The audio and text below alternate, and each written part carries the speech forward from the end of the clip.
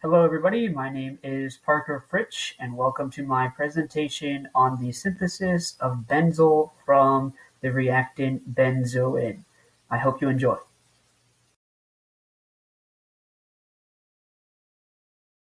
Alright, so pictured above is the desired product of this reaction known as Benzil. As I mentioned before, we're going to be turning benzoin into Benzil pictured above.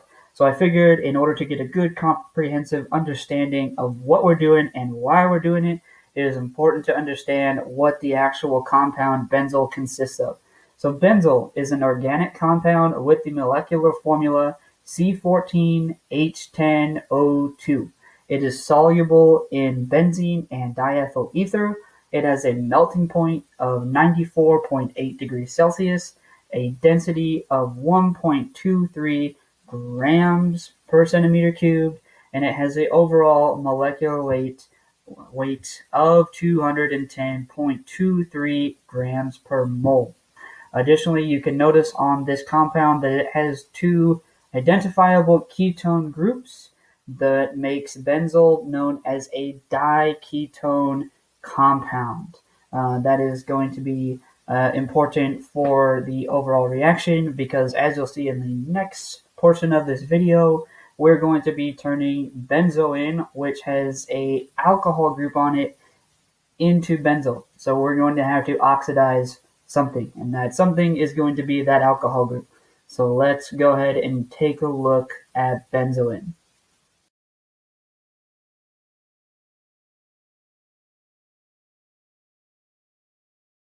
Alright, so previously mentioned, this experiment is going to be about the synthesis of the product Benzil from the reactant or starting material known as benzoin. So just like Benzil, benzoin is an organic compound. It has the molecular formula C14H12O2. Notice how similar those molecular formulas are. That's because benzoin has two additional hydrogens, one of them being on that very identifiable alcohol group that you can see in between the two phenyl rings and next to one of the other ketone groups.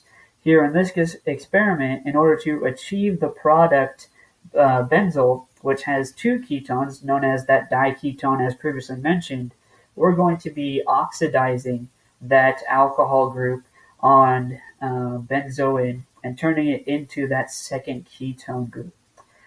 So previously mentioned, that's how we're going to be able to get Benzil, that diketone compound. Benzoin, our reactant, has the molecular formula, again, C14H12O2 with two additional hydrogens added to it, not carbon, excuse me. It has a density of 1.31 grams per centimeters cubed. It has a extremely high melting point at 137 degrees Celsius, a molar mass of 212.24 grams per mole, and a boiling point of 344 degrees Celsius. And for those of you that prefer the IUPAC name instead of just the general chemical compound name benzoin, you can use the IUPAC name 2-hydroxy 1,2-diphenylethanone. So now let's go ahead and let's dive into how we actually synthesize Benzil from benzoin. Alright, so unfortunately I don't have the ability to draw on this animated video, but I want you to take a look at the above NMR spectrum for the desired compound Benzil, the desired product. I wanted to showcase this to you because it is important to note that after we synthesize Benzil from benzoin, the reactant, we want to be able to confirm that we actually did get Benzil out of our reaction. So one of the ways you can do that is by using the NMR, which is pictured above, and you can confirm it by noting the triplet, which is going to be the two hydrogens that you can see on the outside of the benzyl ring. The hydrogens in this case are going to be equal on both phenyl rings just due to the fact because on both sides it is a ketone group, so there is no variation in them. So the triplet is of the two carbons on the far hand side away from the ketones, the doublets, which are going to be on the far left end of the NMR spectrum, and that's going to be actually the hydrogens that are going to be the closest to the ketones. And then the last triplet that you can see on the far right of the NMR spectrum, that triplet is going to be the hydrogen that is at the very tip at the end of both of the phenyl rings.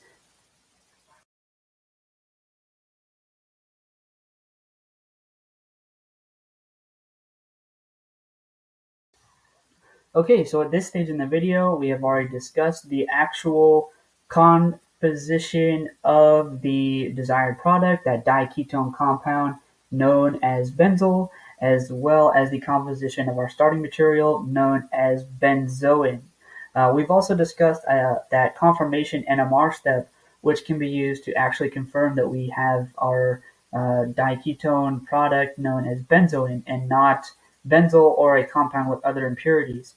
If we had Benzil, for example, you would see a couple more peaks indicating that we have a few additional hydrogens in the overall molecule, which is not good in terms of the fact that we were trying to achieve a different product known as Benzil. That Benzil, having the absence of that alcohol group that benzoin has, is going to have fewer hydrogens than benzoin. So now that we've already made that discussion, we're going to go ahead and jump into the actual reaction pictured above, which is the overall synthesis of Benzil from our starting material, benzoin. So we're going to start off with the step known as the condensing of benzoin.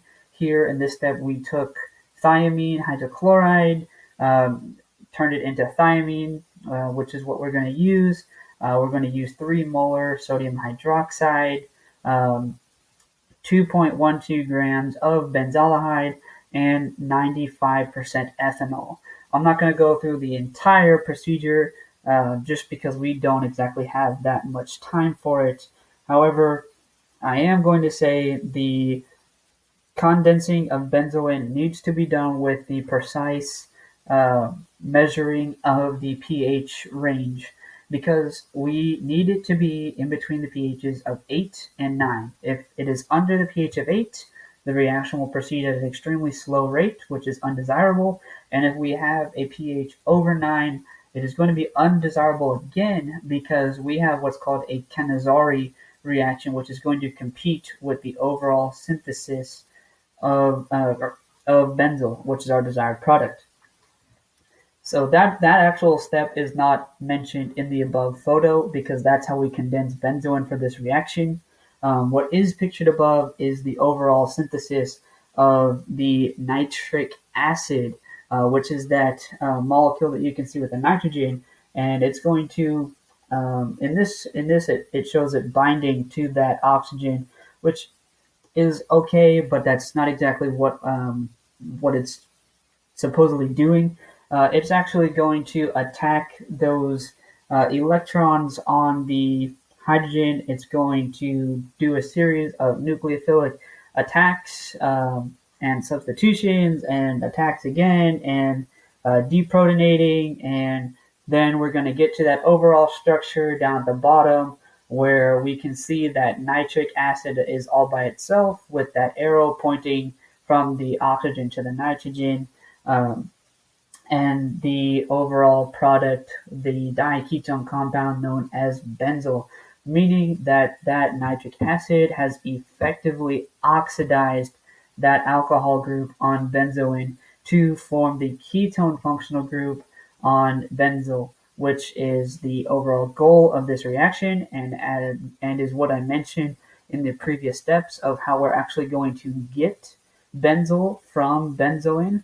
And we can go ahead and we can run this compound that you see above through a mass spectrum, through an IR, and through a hydrogen NMR, and we can compare it to the actual mass spectrum, the IR spectrum, and the HNMR, which I have previously shown you for the actual compound of Benzil. And we can see if our results indicate that we do have a compound that is suitable enough to be Benzil if all the data ranges match. So now I'm going to jump into the next portion of the video, which is going to showcase how we are going to do the same reaction, but in a more environmentally friendly method to reduce the amount of waste, to drive the reaction at a faster rate, which is actually only going to take 2 hours instead of this method, which it took us around 3 to 4 hours. And it also produced more of the desired compound Benzil. So let's go ahead and let's take a look.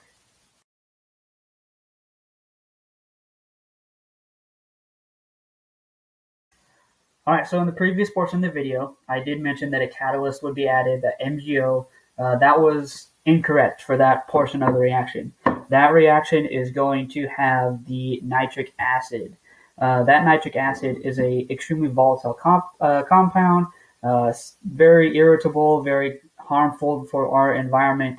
And the overall goal of green chemistry is to be able to synthesize the same product, if not even better products, with the overall goal of producing less waste, or if we have to produce waste at all, a less harmful form of that waste.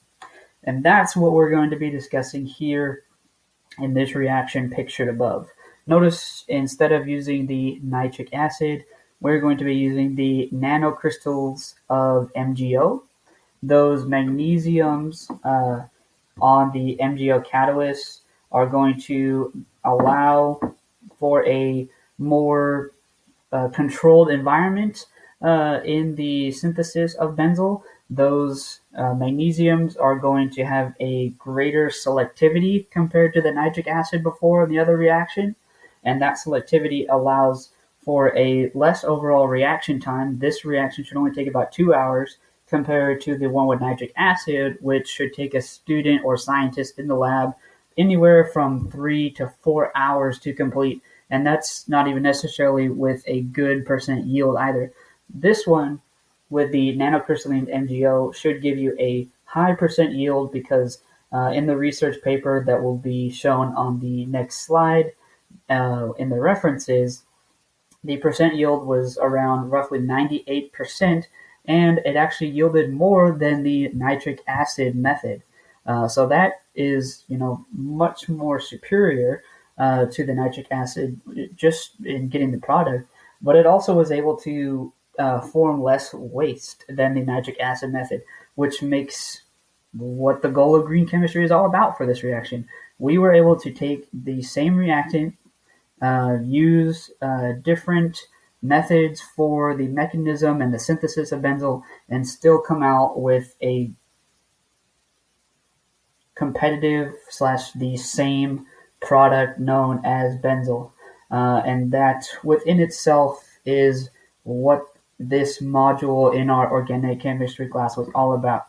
And it's been the message of our class for the duration of the semester, is to be able to take a reaction, see how harmful it can be to our environment, and if there's an alternative. Here in this case, we have the alternative to use those nano MgO crystals, which are more selective, they produce less waste, and they allow the reaction to occur in less time, making it a more suitable reaction for scientists and students to do in the lab. However, it's a little bit more challenging for students to do in the lab because it takes a little more finesse to use the nanocrystals compared to the nitric acid. But overall, this reaction is much more safe for the environment and is much better at getting a higher yield of a crude product. So thank you for your time. I hope you enjoyed this presentation. In the next portion of the video, I'm going to show a video about a teacher who is going to film all the steps of how he turned benzoin into Benzil with the steps mentioned in this video.